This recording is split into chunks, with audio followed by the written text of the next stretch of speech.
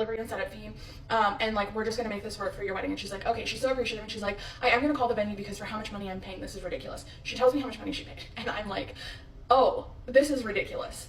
You've paid enough money that they should be coming and picking the cake up for me and serving it for free with gold forks. I'm just joking, but this is not a cheaper venue. They've paid handsomely to get married at this venue, so the fact that this is a problem that's arising so close to their wedding is just it's crazy. So anyway, we get it sorted out. I refund her the delivery and setup fee. It's not ideal, but it's gonna work.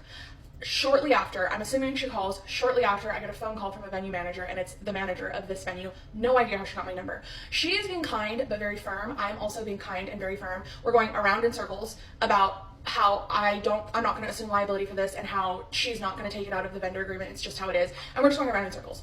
And we get to this point in this conversation where I'm like, listen, ma'am, like I understand your position fully. I have no intent on changing what I've already told you, changing my mind and signing this agreement. And you advised me to come up with a workaround to get my desserts to your venue. I did, everything settled with the client. And she immediately goes, actually, I'm not comfortable having your desserts on the premises at all.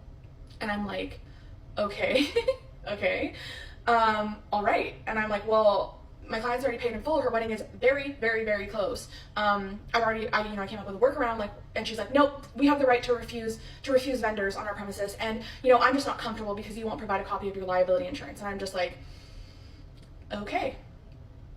And then she's like, you can sign the agreement or your desserts aren't allowed on the premises. And I was like, all right. So I called my client back and I'm like, listen, I'm so sorry.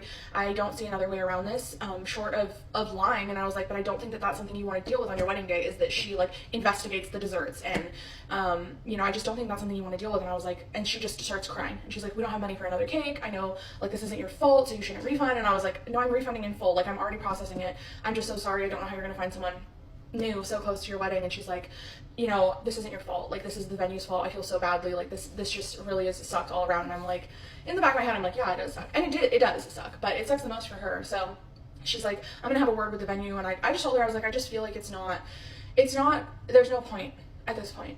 There's no reason, nothing's going to change the situation. But anyway, I don't know if I was in the wrong and I should have just signed the agreement. The venue manager told me on the phone that every other vendor has, and even other dessert vendors have signed the agreement, no problem. So I'm like, okay, am I the problem? Am I the only one that read through the agreement? Maybe I'm being dramatic, but in the back of my mind, I'm just like, no, this is not on me. So anyway.